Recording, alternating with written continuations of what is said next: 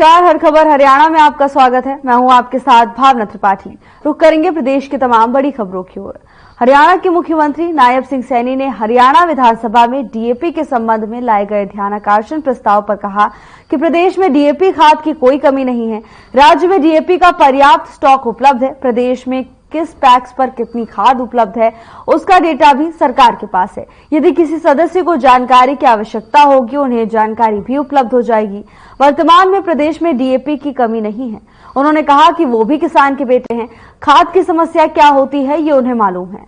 उन्होंने कहा कि नवंबर माह के लिए 1,10,200 मीट्रिक टन डीएपी का आवंटन हुआ है। एक अन्य सदस्य द्वारा सिरसा में डीएपी के स्टॉक की उपलब्धता के संबंध में किए गए सवाल का जवाब देते हुए मुख्यमंत्री ने कहा कि जिला में सिरसा 1 अक्टूबर 2024 को डीएपी का प्रारंभिक स्टॉक 1,063 मीट्रिक टन उपलब्ध था और आज यानी 18 नवंबर को 2,217 मीट्रिक टन डीएपी उपलब्ध है। इसी प्रकार जिला हिसार में आज भी 2,087 मीट्रिक टन डीएपी का स्टॉक उपलब्ध है। हिसार में पिछले साल से 216 मीट्रिक टन ज्यादा खाद दे चुके हैं।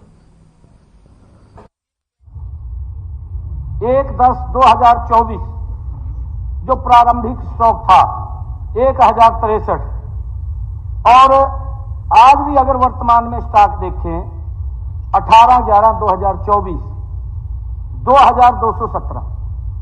देखिए माननीय अध्यक्ष जी, मैं बार बार इस बात के लिए कह रहा हूं क्योंकि दोनों फसलों का एकदम वो उठ रही है, अगली तैयार है, अगली हमने बोनी है और उसके अंदर थोड़ा किसानों के अंदर ये होता है कि मैं अपना सामान अपने घर में रख लूं, मैंने अगली फसल बोनी है, एक एक दिन का उसके अंदर होता है, उसके कारण थोड़ा डिस्टर्बेंस होता है। खाद की कोई कमी नहीं है और खाद पर्याप्त मात्रा में है, हम भेज भी रहे हैं। चाहे वो हिसार की बात की है हमारे जस्सी जी ने, मैं अभी आपको बता देता हूं 2,087 एमटी आज भी उपलब्ध है। 216 एमटी ज्यादा दे चुके हैं पिछले साल से 216 एमटी ज्यादा डीएपी हिसार में चला गया है। माननीय अध्यक्ष जी, सारा का सारा पूरा है। अगर किसी को कोई शक है, कोई बात है, अलग से आकर के बात कर सकते हैं। हरियाणा संविदात्मक कर्मचारी विधेयक 2024 विधेयक विधानसभा में पारित हो गया है। विधेयक पारित होने से पहले विधानसभा में मुख्यमंत्री नायब सिंह सैनी ने विधानसभा में बयान दिया। उन्होंने कहा कि 1,20,000 युवाओं से जो हमने वादा किया आज वो पूरा हो गया है। वादे के तहत कच्चे कर्मचारियों को नौकरी की सुरक्षा दे रहे हैं। 50,000 से अधिक मासिक आय वाले के कर्मचारियों के लिए बिल भी लाकर उनको सेवा की सुरक्षा देंगे।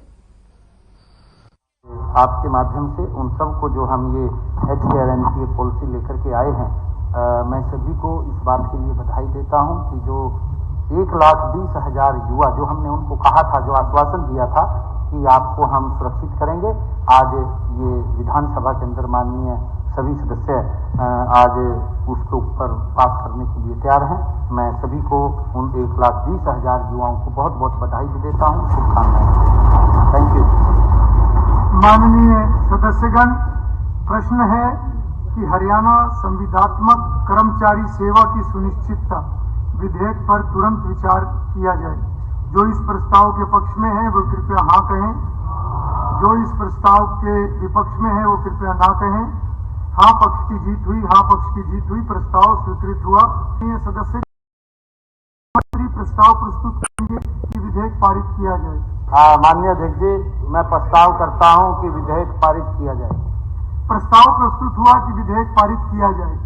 प्रश्न है कि विधेयक पारित किया जाए। जो इस प्रस्ताव के पक्ष में है वे कृपया हाँ कहें, जो इस प्रस्ताव के विपक्ष में है वे कृपया ना कहें।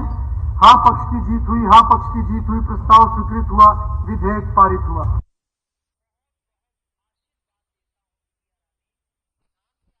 हरियाणा के मुख्यमंत्री नायब सिंह सैनी ने हरियाणा विधानसभा में डेंगू के नियंत्रण के संबंध में लाए गए ध्यानाकर्षण प्रस्ताव पर कहा कि सरकार द्वारा आंकड़े न कभी छुपाए जाते हैं न कभी छुपाए जाएंगे। डेंगू के नियंत्रण के लिए सरकार की ओर से पूरी व्यवस्था है।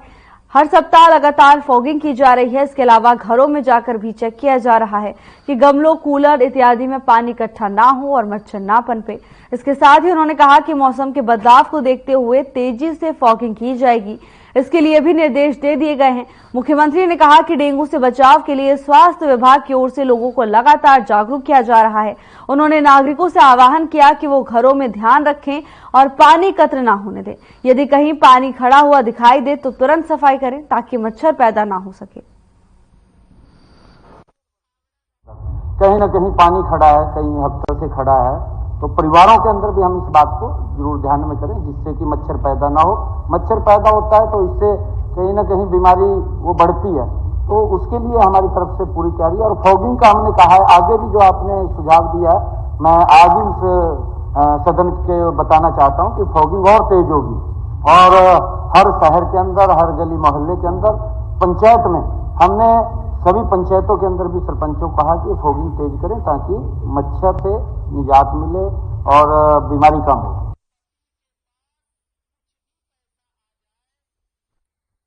दिल्ली की मुख्यमंत्री आतिशी द्वारा पलाली पर दिए गए बयान को लेकर हरियाणा के उद्योग पर्यावरण मंत्री राव नरबीर का बयान सामने आया।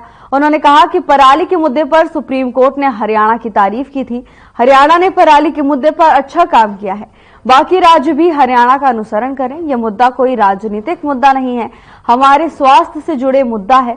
एनसीआर के बहुत से जिले प्रदूषण से प्रभावित है। गुरुग्राम में AQI 774 पहुंच गया है, जिससे आने वाली पीढ़ी की उम्र कम हो जाएगी। सरकार को अभी पिछले दिनों माननीय सुप्रीम कोर्ट में दोनों प्रदेशों के चीफ सेक्रेटरियों को बुलाया गया था। आपको भी उसकी जानकारी है। उसमें पंजाब के चीफ सेक्रेटरी को माननीय सुप्रीम कोर्ट ने फटकार लगाई कि हरियाणा का अनुसरण करो। हरियाणा में पराली पहले की अपेक्षा कम जल्दी है। सरकार ने ज्यादा केस बनाए, सरकार ने समझदारी से काम लिया है। किसानों को भी हरियाणा सरकार ने ज्यादा समझाया है। लेकिन मैं इस मुद्दे को राजनीतिक तौर पर ना दिखवाना चाहता हूं, ना देखना चाहता हूं। ये मुद्दा कोई राजनीतिक मुद्दा नहीं है। आम आदमी पार्टी की सरकार जब दिल्ली में थी और पंजाब में दूसरी पार्टी की सरकार थी, तो वो कहा करते कि हरियाणा से पोल्यूशन आता है पराली और पंजाब से आता है। फरीदाबाद में 5वीं तक के सभी सरकारी और गैर सरकारी स्कूलों की छुट्टी कर दी गई है। बढ़ते प्रदूषण को लेकर फरीदाबाद के डीसी विक्रम सिंह यादव ने फैसला लिया। जब तक प्रदूषण नियंत्रण नहीं होगा तब तक स्कूलों की छुट्टी रहेगी। विक्रम सिंह यादव जिला उपायुक्त फरीदाबाद में किए लिखित आदेश जारी किए हैं।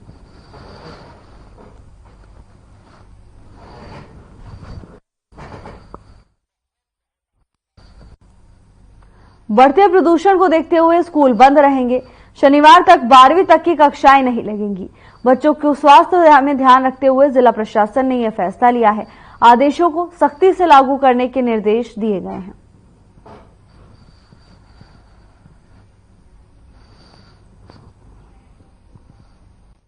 हरियाणा सरकार ने प्रदूषण को देखते हुए आदेश जारी किए हैं। 12वीं तक की कक्षाएं संचालित करने को लेकर जिला उपायुक्त फैसला करेंगे। जिले में प्रदूषण का स्तर देखकर डिप्टी कमिश्नर को फैसला लेने की हिदायत दी गई है।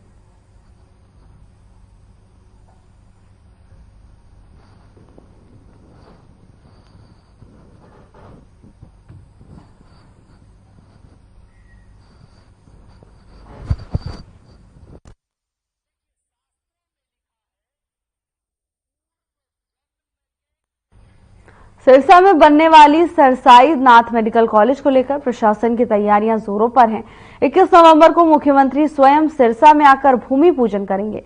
इसको लेकर प्रशासन की ओर से प्रस्तावित मेडिकल कॉलेज की साइट पर मुख्यमंत्री के आगमन और भूमि पूजन की तैयारी की जा रही है। इस मौके पर सिरसा के उपायुक्त सहित अन्य बीजेपी नेतागण और प्रशासनिक अधिकारी भी मौजूद रहे। आपको बता दें कि हरियाणा के मुख्यमंत्री नायब सिंह सैनी ने सिरसा वासियों को सौगात देते हुए कहा कि सिरसा में सरसाई नाथ मेडिकल कॉलेज का निर्माण होने जा रहा है, जिसकी लागत तकरीबन 1000 करोड़ रुपए आएगी और यह मेडिकल कॉलेज 500 बेड का होगा। मीडिया से बातचीत करते हुए सिरसा उपायुक्त शांतनु शर्मा ने बताया कि 21 तारीख को सिरसा में मुख्यमंत्री आ रहे हैं और मेडिकल कॉलेज का भूमि पूजन करके इसकी तैयारी की जा रही है।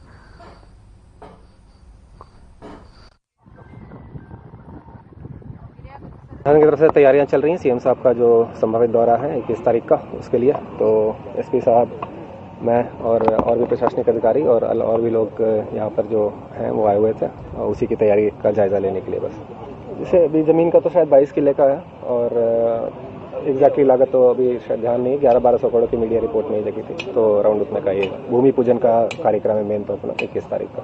अभी तक हमारे पास ऐसा कुछ वो नहीं आएगा तो मैं जरूर जानकारी दूंगा आपको। जैसा कि आप सब जानते हैं, ये बहुत बड़ी सौगात सरसावासियों को मिली है और माननीय मुख्यमंत्री जी 21 तारीख को यहाँ आ रहे हैं भूमि पूजन के लिए और यहाँ पब्लिक को भी एड्रेस करेंगे और लोग बहुत खुश हैं। सरसावासियों के लिए ये एक बहुत बड़ा सुनहरी मौका है और मेरी लोगों से अपील भी है अभी इस प्रोग्राम में ज़्यादा से ज़्यादा लोग आकर शिरकत करें।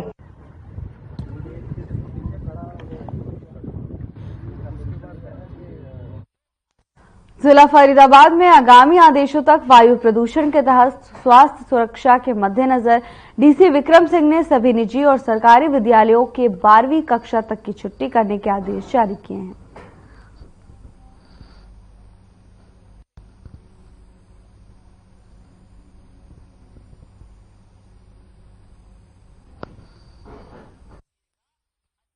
महेंद्रगढ़ में स्थित हरियाणा केंद्रीय विश्वविद्यालय में 10वें दीक्षांत समारोह का आयोजन किया गया।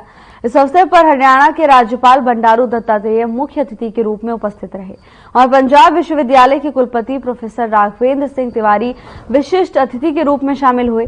मुख्य अतिथि द्वारा 1338 विद्यार्थियों और शोधार्थियों को डिग्री प्रदान की गई। इनमें 803 छात्र और 535 छात्राएं शामिल हैं।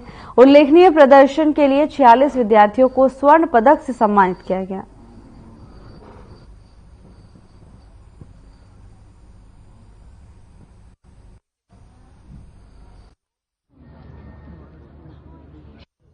हरियाणा केंद्रीय विश्वविद्यालय आज अपना 10वां दीक्षांत समारोह आयोजित कर रहा है।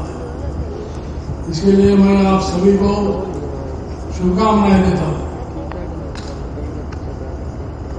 वैसा ही दीक्षांत समारोह में डिग्री प्राप्त करने वाले सारे विद्यार्थियों को भी मैं बधाई देना चाहता हूं। इसलिए आज का दिन बहुत ही महत्वपूर्ण है। आज का दिन हमारे विद्यार्थियों के लिए गौरवनीय है कि विश्वविद्यालय के विभिन्न पाठ्यक्रमों से परीक्षा पास कर हमारे विद्यार्थी आज उपाधि प्राप्त करने जा रहे हैं। मैं यहाँ उपस्थित सभी विद्यार्थियों को इसके लिए बहुत बहुत बधाई देता हूँ। दीक्षांत समारोह के सहभागी बन रहे सभी विद्यार्थियों को मैं उनको शुभकामनाओं से भी प्रेरित करता हूं। दीक्षांत समारोह में आज विभिन्न संस्थाओं के सफल 1338 विद्यार्थियों को डिग्री, 46 विद्यार्थियों को स्वर्ण पदक और 65 शोधार्थियों को पीएचडी की उपाधि दी जा रही है।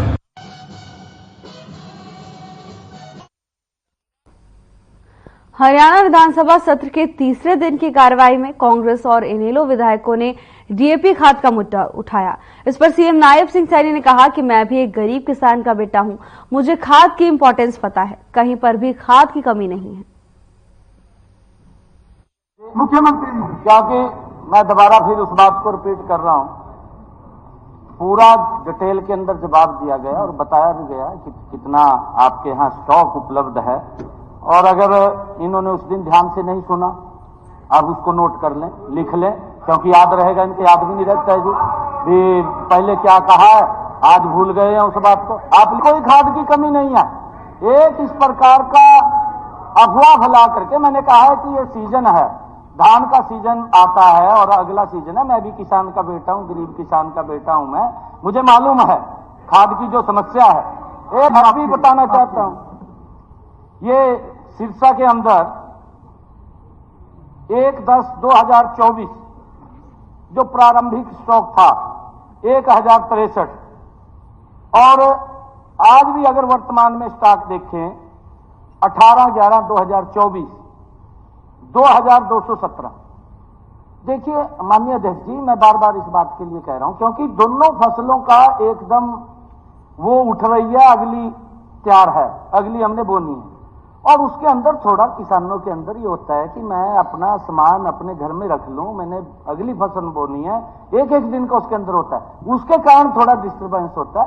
खाद की कोई कमी नहीं है और खाद पर्याप्त मात्रा में है, हम भेज भी रहे हैं। हरियाणा विधानसभा सत्र के तीसरे दिन सदन में खाद और डेंगू का मुद्दा छाया रहा। इस बारे में शिक्षा मंत्री महिपाल ढांडा से बात करते हुए कहा कि प्रदेश में खाद की कोई कमी नहीं है, लेकिन विपक्ष जानबूझकर इस मुद्दे को उठा रहा है। हम विपक्ष से ये भी पूछ रहे हैं कि वो बताए कि खाद की कमी किस जगह पर है ताकि उस कमी को पूरा किया जा सके, लेकिन विपक्ष वाले जगह भी नहीं बता रहे, जिससे साफ है कि विपक्ष को पता है कि प्रदेश में खाद की कमी नहीं है, लेकिन विपक्ष जानबूझकर इस मुद्दे को बढ़ाना चाहता है। डेंगू को लेकर उन्होंने कहा कि डेंगू को लेकर सरकार ने पुख्ता प्रबंध किए हैं और हर साल ऐसे प्रबंध किए जाते हैं ताकि लोगों को इससे बचाया जा सके। विपक्ष जानबूझकर मुद्दा बना रहा है। बढ़ते प्रदूषण के बाद हरियाणा के स्कूलों के बारे में बात करते हुए उन्होंने कहा कि बच्चों के स्वास्थ्य को देखते हुए कुछ स्कूल बंद किए गए हैं। स्थिति को देखते हुए स्कूलों पर फैसला लिया जाएगा।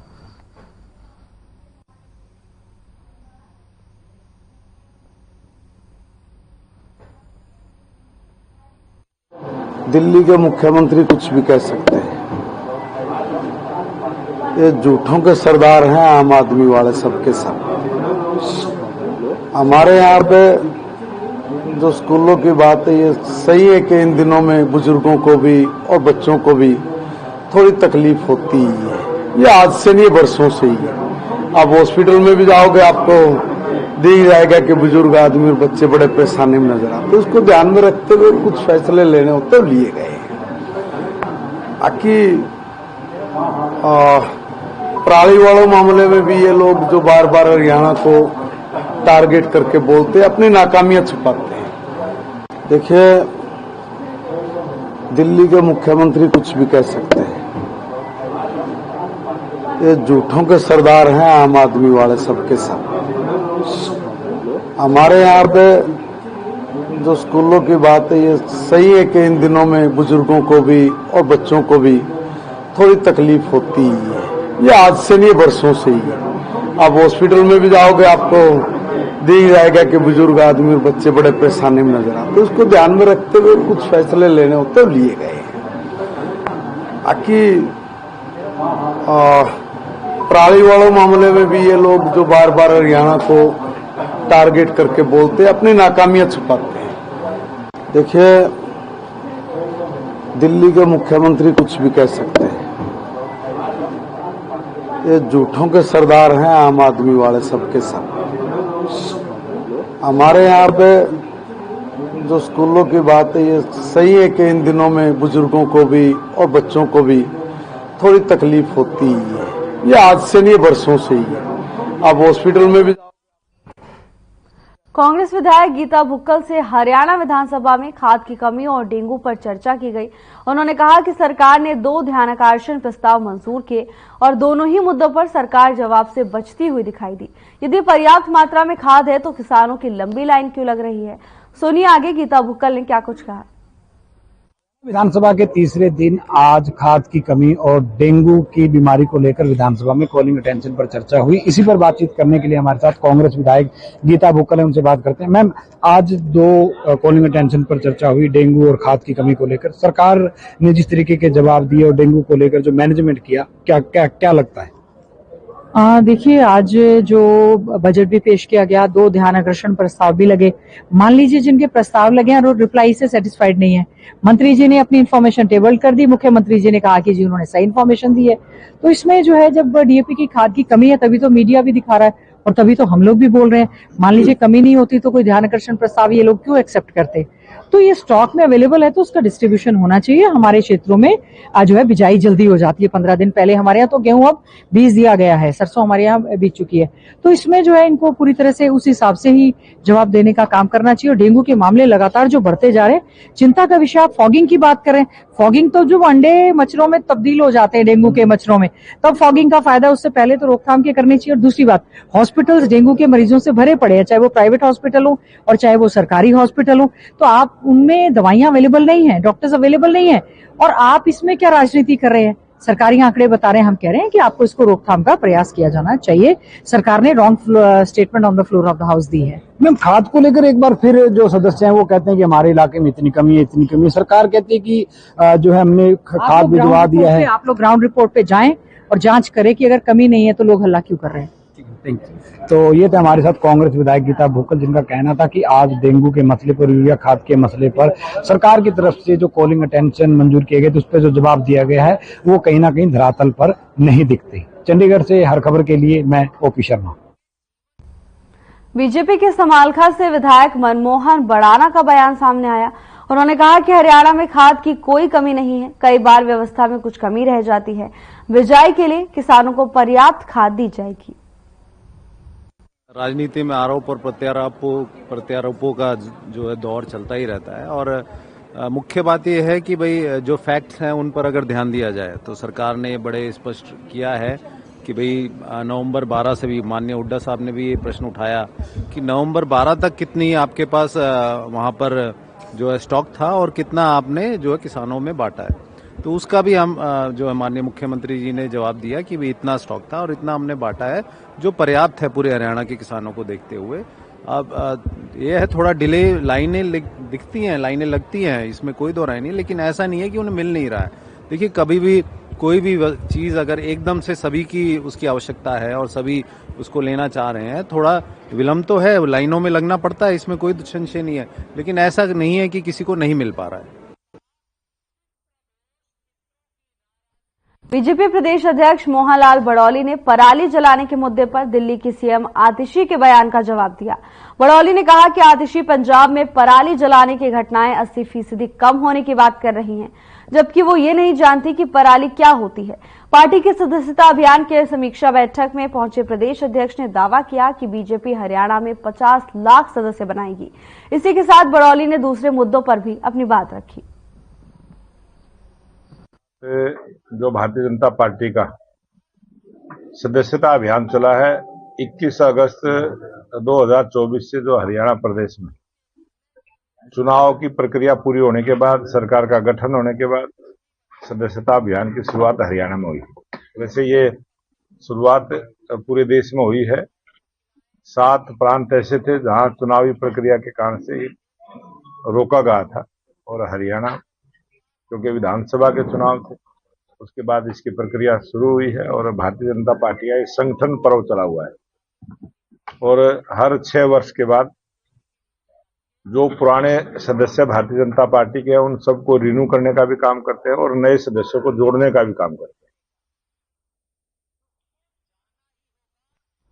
फरीदाबाद में आईएमटी आगमन सोसाइटी के पास 2 गाड़ियों और एक ऑटो का जोरदार एक्सीडेंट हो गया, जिसमें ऑटो चालक गंभीर रूप से घायल हो गया।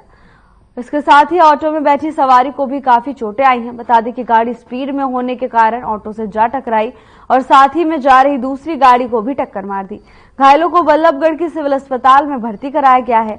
मौके पर डायल 112 की गाड़ी पहुंची। टक्कर की आवाज सुनते ही आगमन सोसाइटी से लोगों ने बाहर आकर देखा तो ऑटो में जो सवारी थी उनको घायल देखकर अस्पताल में पहुंचाया और पुलिस को फोन पर इसकी जानकारी दी गई।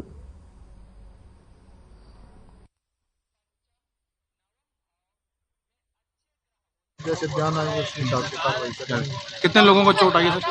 ये बता रहे हैं 7-8 आदमी। 7-8 आदमी चोट आई है। किसी को ज्यादा चोट तो नहीं आई? अभी तो पता नहीं, जो डॉक्टर के पास गए जैसे हमारे पास रुक का है। आपको कैसे पता लगी? ERV report. अच्छा, मेरी गाड़ी यहाँ उधर चली गई थी। अच्छा, मैं इधर से आ रहा था। हाँ हाँ। पहले गाड़ी वाला ऑटो से टकराया जी, फिर मेरे से टकराया। अच्छा, मैंने यहाँ से न्यूट्रल किया, गाड़ी को रोकने की कोशिश की, इधर घुसा दी। जी जी जी जी। मेरा स्टीयरिंग ऐसे था, हाँ। इसने मारा, मेरी गाड़ी बैक वहाँ वापस चली गई। जी, मतलब ऑटो वाले की गलती मानते हैं इसमें? गलती किसकी मान रहे हो आप? गाड़ी वाले की। गाड़ी वाली गलती है, गाड़ी की। यस। क्या गाड़ी वाला ड्रिंक करने की थी उसने? क्या था पता नहीं, ये क्या कर रखा था ये। कल में हम तो किसी शादी में से मैं भी गाड़ी लेकर के आ रहा था, तो मैंने देखा यहाँ करके 3 गाड़ी भिड़ी हुई हैं, जो कि इस सड़क में बहुत ज्यादा गड्ढे हुए पड़े, जो उन्हें बचाने की वजह से ये तीनों गाड़ियां टकराई हैं। तो उसके बाद जो यहाँ इंजर्ड हुए पड़े थे, जिनके चोट लगी पड़ी थी, तो हमने पुलिस को 112 नंबर को भी कॉल कर दिया था। उससे पहले ही हमने उनको 3 व्हीलरों में और गाड़ियों में बैठा करके हॉस्पिटल के लिए